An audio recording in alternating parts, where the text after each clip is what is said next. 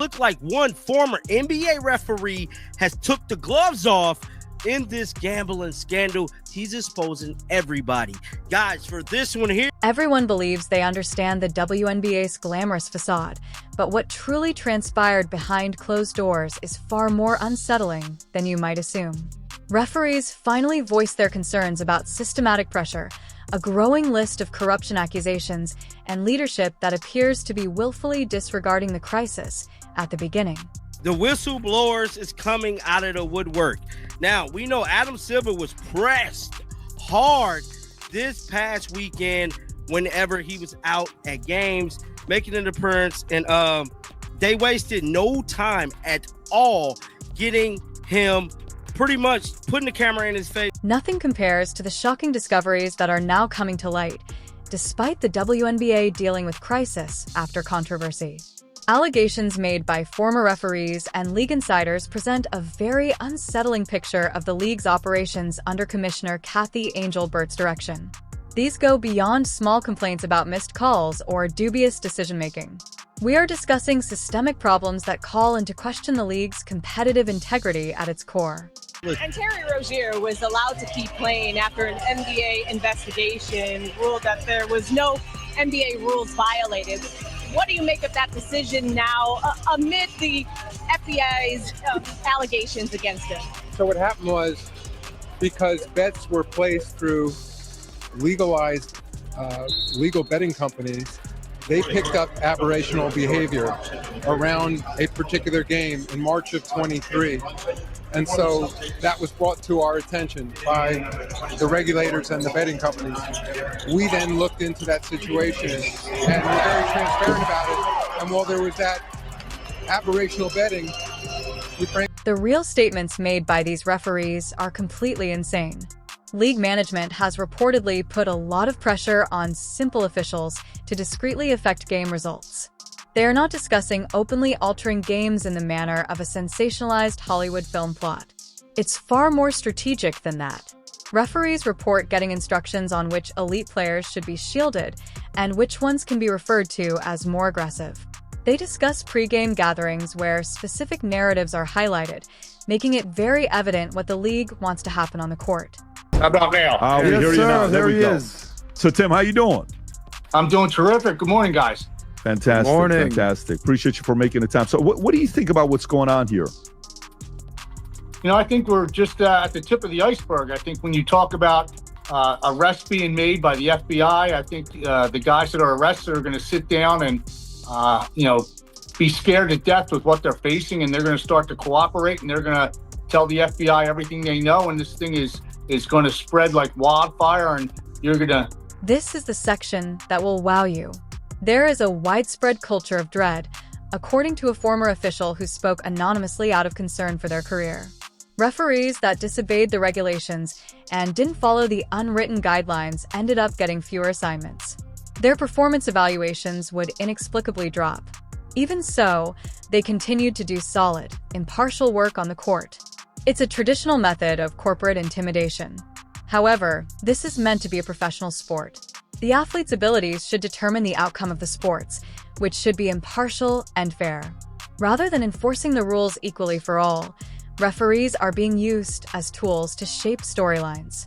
Tim, why do you think this is why 2 days before this announcement is made, or even 1 day before this announcement is made, Adam Silver, the commissioner of the NBA, was on Pat McAfee? You think that was intentional?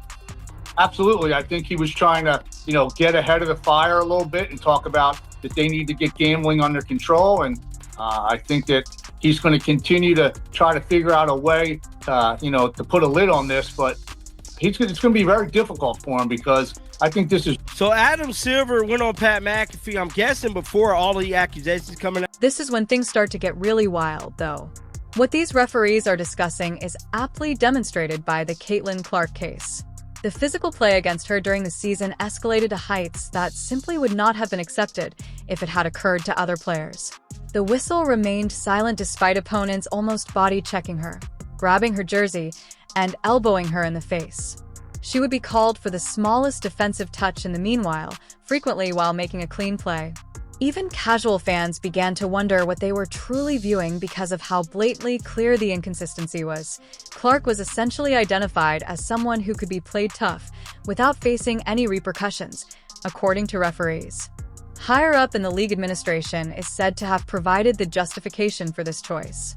According to some insiders, it was because she didn't want to seem like the league was favoring her because of how well-liked she was. Others contend that it was even more premeditated to stir up controversy and violent altercations surrounding Clark in order to garner the necessary attention and increase viewership, exactly what the league wants. The catastrophic outcome was the same in each case. One player was held to an entirely different, and to be honest, dangerous, standard than all the other players on the floor. However, this goes beyond a single star player. The league's handling of uniformity and discipline is also the subject of the referee complaints. Officials explain a system in which fines and penalties appear arbitrary and disjointed. Players that play for particular teams or have special connections are frequently given lower punishment. At best, Kathy Angel Burt's response to these mounting, indisputable worries has been dismissive.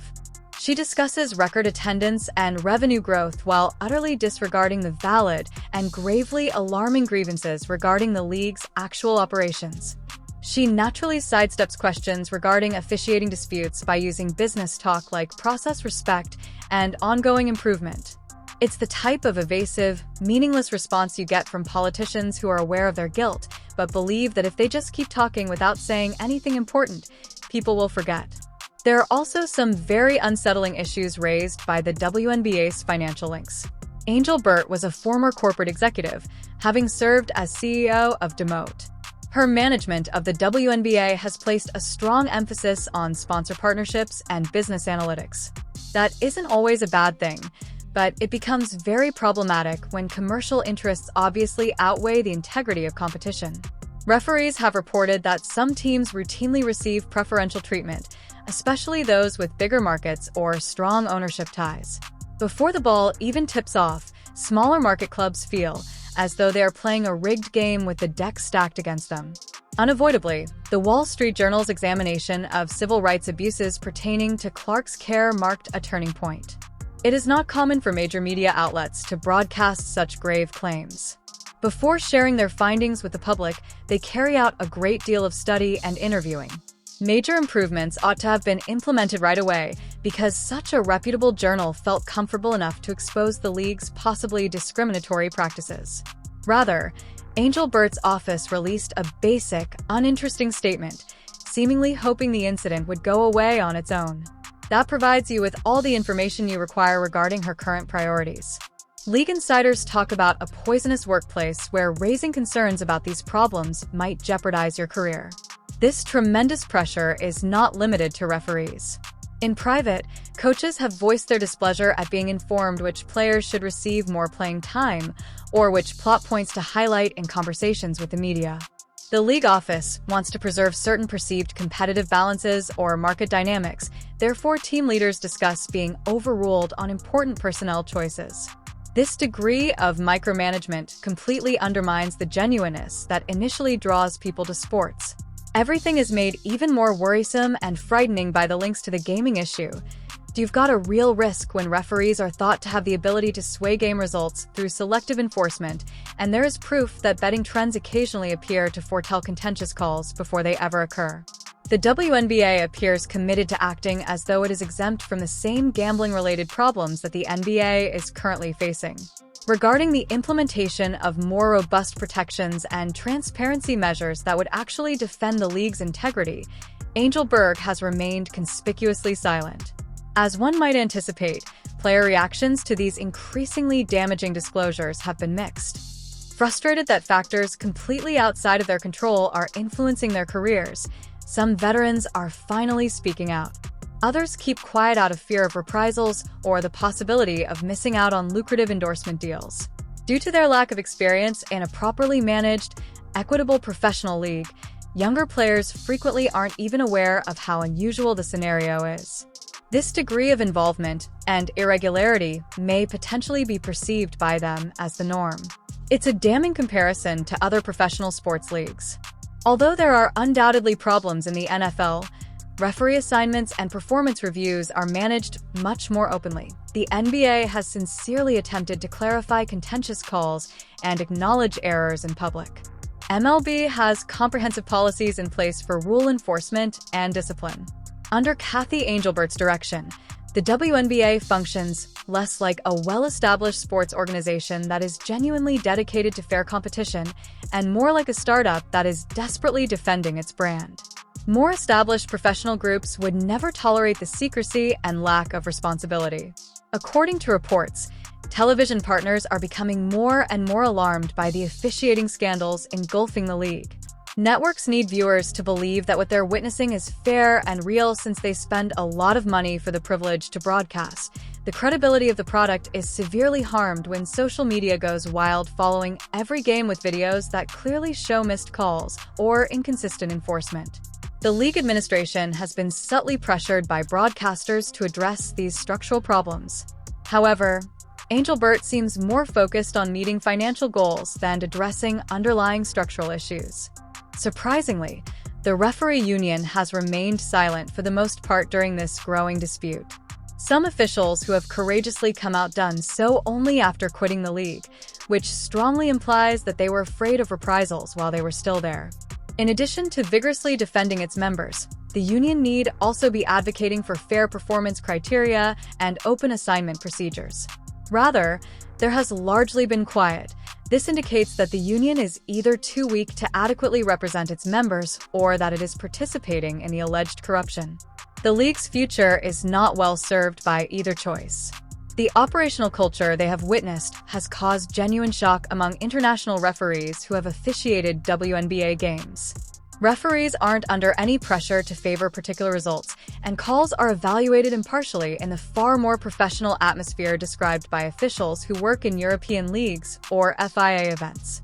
They discuss how they are perplexed by the fact that relationship management and politics appear to be more important than actual rule understanding and game management abilities.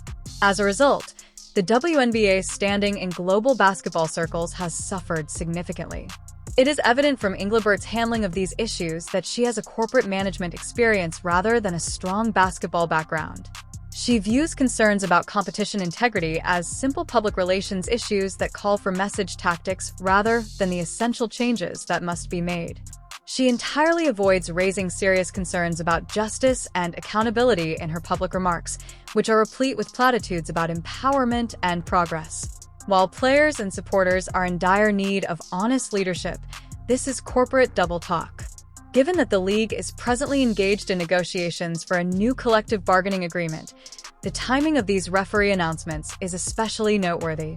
In addition to calling for improved wages and working conditions, players must also demand structural changes that actually guarantee competitive integrity.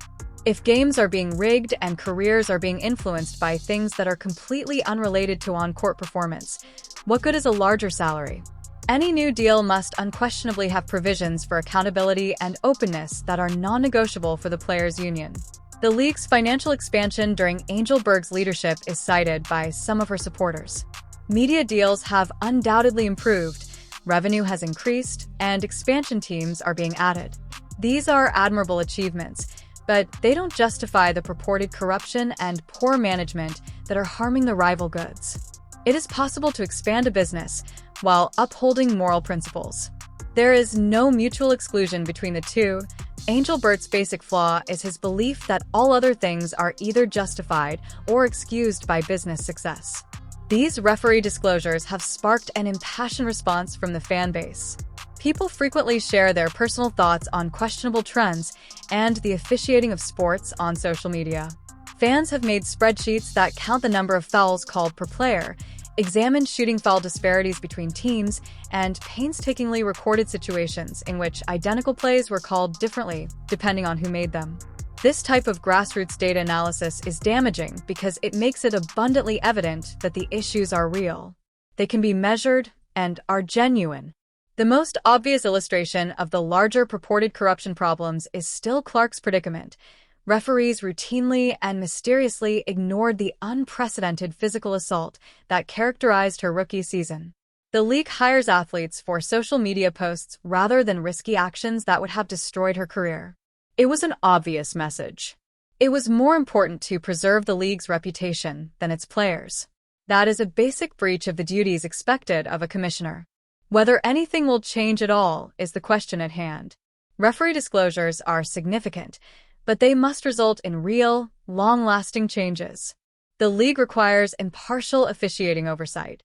Performance evaluations ought to be open and grounded in impartial standards. Decisions about discipline must be applied uniformly and with clarity to all. Owners, league management, and officials should all have open and honest financial connections. This is not radical in any way. Almost every other professional sports league has this fundamental form of excellent administration. Angelberg has made no indication whatsoever that she is prepared to carry out these kinds of essential reforms. She is stepping up her business-first strategy and seems to be anticipating that the controversies will just go away when new plots are developed. That might be effective in the short run, but it is deliberately harming the league's reputation in ways that will be very difficult to reverse. Sports fans can put up with a lot, but they will never put up with the impression that what they're viewing is predetermined or false. Rebuilding such trust is nearly impossible after it has been damaged. Better leadership is needed for the WNBA than Cathy Engelberg is currently offering. The players should be treated equally, with skill and effort determining their success rather than the plots the league office chooses to highlight. It is important for spectators to understand that what they are witnessing is real competition rather than corporate theater masquerading as sports. Referees have a right to perform their duties free from political pressure and the threat to their careers. Under the current government, none of it is taking place.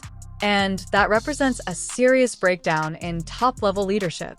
The accusations of corruption made against Cathy, the leadership of the WNBA, and Angelberg are not going away. Referees speaking up is only the first step in a much bigger process. More corporate double talk is not what the league needs. It needs significant reforms and transparency. Authentic competition, not rigged results, is what fans deserve.